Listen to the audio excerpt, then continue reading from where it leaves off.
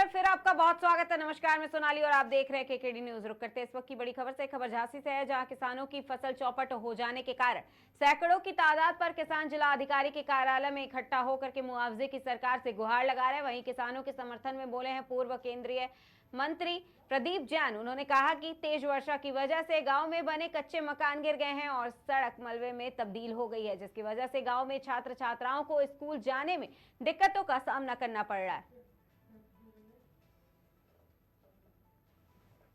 ये किसान भगवान है, उसको हम अन्नदाता कहते हैं। भगवान को हमने नहीं देखा, लेकिन किसान को हमने देखा है। ये सरकार किसानों के नाम पर स्वामीनाथन को भारत रत्न देती है लेकिन उनकी रिपोर्ट वेबसाइट से गायब कर देती। किसान वहाँ आंदोलन करे, ये कोई आंदोलनकारी राजनीतिक किसान नहीं है। इनकी फसल नष्ट हुई, इन्हें तत्काल मुआवजा चाहिए, इनकी वसूली रुके और जिले को आपदाग्रस्त घोषित करें, झांसी और ललितपुर को। किसानों के लिए अधिक से अधिक अच्छे से अच्छी सोच के इनकी मुआवजा की स्थिति रखें। हमारा तो यही निवेदन है। ये कोई राजनीतिक का मुद्दा नहीं है, ये एक गरीब दीनहीन दुखी किसानों के लिए है। इसमें कोई ऐसा मुद्दा नहीं। आप इतना स्थिति जाके देखिए, अधिकारी जाएं, जिला महोदय जी जाएं, सिटी मजिस्ट्रेट जाएं, तहसीलदार साहब जाएं, लेखपाल साहब जाएं, वहाँ मौका पे जाके देखिए इन किसानों की भावना किस तरीके से दुखित है। आप कहाँ से हैं सर? अमरपुर से हैं सर। क्या कौन कौन सी फसलें नष्ट हुई आपकी? जो सारी फसलें उगती हैं वो सारी नष्ट हो चुकी हैं। चना मटर और जो कच्चे मकान है वो भी गिर चुके हैं। कुछ जानवर भी घायल हुए हैं और पूरी फसल नष्ट हो चुकी है। बहुत चाना बोली पले, फसलें पूरी नष्ट हो गई, मिट्टी में मिल गए, कुछ भी नहीं दिख रहा हो, केवल मिट्टी दिख रही लाल बस। सरकार से क्या कहेंगे आप? है? सरकार से क्या सरकार कहेंगे? से कहें कि सरकार कुछ मदद दे। सब नष्ट हो गए, किसान लोग हैं, क्या खाएंगे क्या पिएंगे, कुछ नहीं बचा है। आनंद सिंह यादव सिंगर। अच्छा अच्छा, तो आप बताएं कितनी हमारी दो बोरा की बिजवार है साहब, पूरी उजड़ गई। अब मजदूरी करें, क्या करें साहब, बच्चे उनको शादी करना बच्चे को। राजस्थान की तैयार। खबर सिद्धार्थनगर से है, जहां जिले में बस्ती क्लस्टर लोकसभा बस्ती संत कबीर नगर डुमरियागंज प्रबंध समिति बैठक में शामिल होने राजस्थान के डिप्टी सीएम प्रेमचंद बैरवा का पार्टी कार्यालय पर सांसद जगदम्बिका पाल, जिला अध्यक्ष कन्हैया पासवान और पार्टी के कार्यकर्ताओं ने उनका जोरदार स्वागत किया है। वहीं पार्टी कार्यालय पर डिप्टी सीएम प्रेमचंद बैरवा ने बस्ती क्लस्टर की चुनाव प्रबंध समिति और लोकसभा चुनाव से संबंधित बैठक की है। इस बैठक के बाद मीडिया से बात करते हुए कहा कि हिंदुस्तान अपने यशस्वी प्रधानमंत्री के सोच और विजन को जानती है, साथ ही हमारी भारतीय जनता पार्टी की सरकार किस तरह की सरकार है ये हमें बताने की आवश्यकता नहीं है। हम राजस्थान में 25 में 25 सीटें जीतेंगे, साथ ही उत्तर प्रदेश इस बार 400 सीट के आंकड़े को पार करेगा। वहीं राजस्थान के पूर्व मुख्यमंत्री अशोक गहलोत के बयान पर पलटवार भी किया है।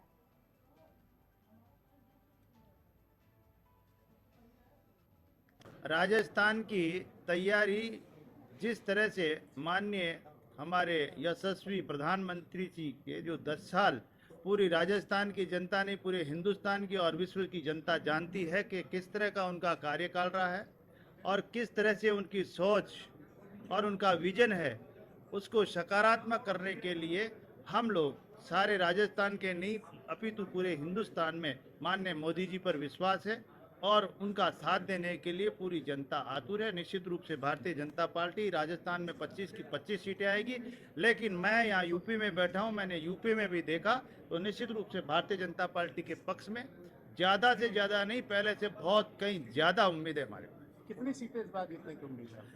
देखो, हम कम से कम 400 पार हमारी सीटें जो लेके चल रहे हैं। निश्चित रूप से ये हिंदुस्तान की जनता, भारतीय जनता पार्टी हमारे माननीय नरेंद्र मोदी जी का और हमारे जेपी नड्डा जी का साथ देगी और निश्चित रूप से हम 405 सीटों से आगे।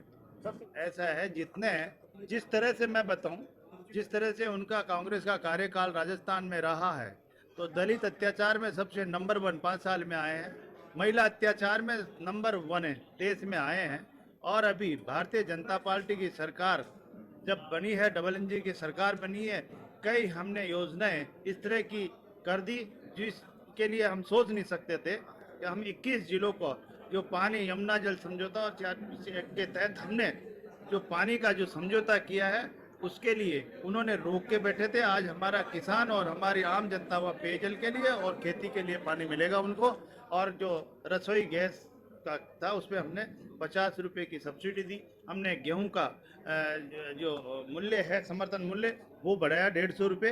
तो हम इतने दिन में 2 महीने में जितने हमारे यशस्वी मुख्यमंत्री ने जो जिस तरह से सरकार में जिस विजन से और जिस सोच से काम करें, निश्चित रूप से उनका कहना गलत है। उन्होंने 5 साल में कुछ नहीं किया, केवल पेपर लीक पे लीक हुए थे राजस्थान में। हमारे युवा बेरोजगार से बेरोजगार बनते गए और वो 5 साल केवल और केवल मुख्यमंत्री की कुर्सी की लड़ाई लड़ते रहे। राजस्थान की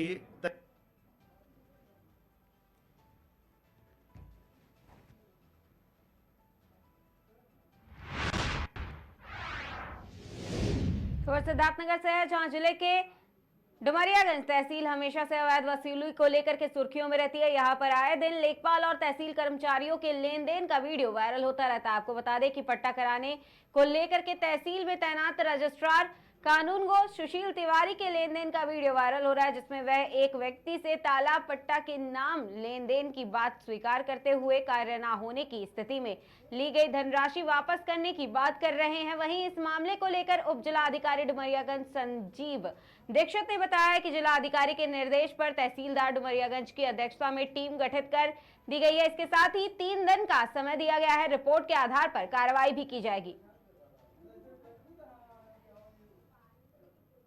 मुस्तफा हमारे नाम से पट्टा हुआ था, तो हमारे नाम से पट्टा हुआ नहीं।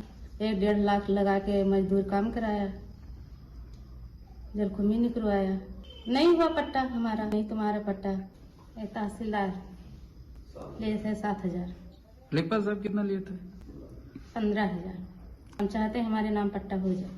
हम बीमा मुस्तफा जी, एक महिला है जिसके नाम पट्टा हुआ था, हमारे गांव की हरिजन महिला है। उसका आदमी हमारे यहाँ काम कर रहा था, मजबूर है बेचारा, गुजरात में काम करता है। उसके नाम मत्स्य पालन पट्टा की नीलामी हुई थी, जिसमें उसकी रसीद 40,000 रुपये जमा करा लिया है। करीब 6 महीने से उसको दौड़ा रहे हैं, जिसमें एसडीएम साहब थे पवेंद्र कुमार।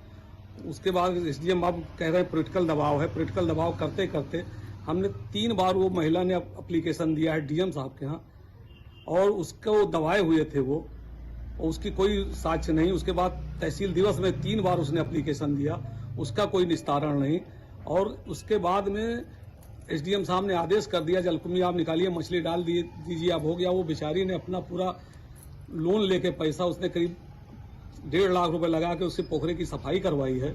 और उसके बाद में अब कह रहे हैं पथरावली भरी नहीं गई है सुशील तिवारी द्वारा, इसलिए इसको निरस्त किया जाता है। तो ये कहाँ का न्याय है? तो इसमें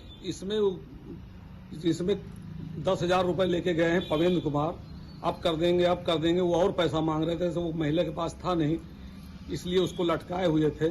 और तहसीलदार साहब ने रिपोर्ट लगाने के लिए 7,000 रुपए लिए हैं, जो कि वकील साहब खुद ले जाके उन्होंने दिया उनके आवास पे। इसमें रिपोर्ट लगाने के लिए लेखपाल साहब ने 15,000 रुपए लिया है। ये सब लोग पूरा सम्मिलित हैं, तहसीलदार से लेके लेखपाल से लेके और एसडीएम जो पूर्व एसडीएम थे। तहसीलदार साहब से धमकियां आ रहे थे कि हम उसके तालाब में किनारे नहीं जाने देंगे, उसमें जबकि मछली भी डाल दी गई है, उसकी सफाई भी कर दी गई है। बेचारी महिला रो रही थी हमारे पास आ रही, उसका चाहते हैं इसका पूर्व जितना पैसा हुआ है उसका वो करे, उसके नाम पट्टा किया जाए। सर इसमें आपको बताना चाहूँगा कि सुशील तिवारी रजिस्ट्रार काम हुआ है। पहले ये पट्टे का पटल देखते थे, लगभग 6 महीने पहले किसी के मौखिक शिकायत पे ही इनकी प्रारंभिक रूप से एसडीएम साहब द्वारा, तत्कालीन एसडीएम साहब द्वारा इनका पटल बदल दिया गया था। अब वो पटल कोई दूसरा दिखता है। फिर भी कल का जो वीडियो वायरल हुआ है उसका आप लोगों के खबर चलाने का संज्ञान लेते हुए जिलाधिकारी महोदय के निर्देश पर एक तहसीलदार की अध्यक्षता में टीम गठित कर दी गई है। उनको 3 दिन समय दिया गया है, वो रिपोर्ट देंगे, तदनुसार कार्यवाही सुनिश्चित की जाएगी। मुस्तफा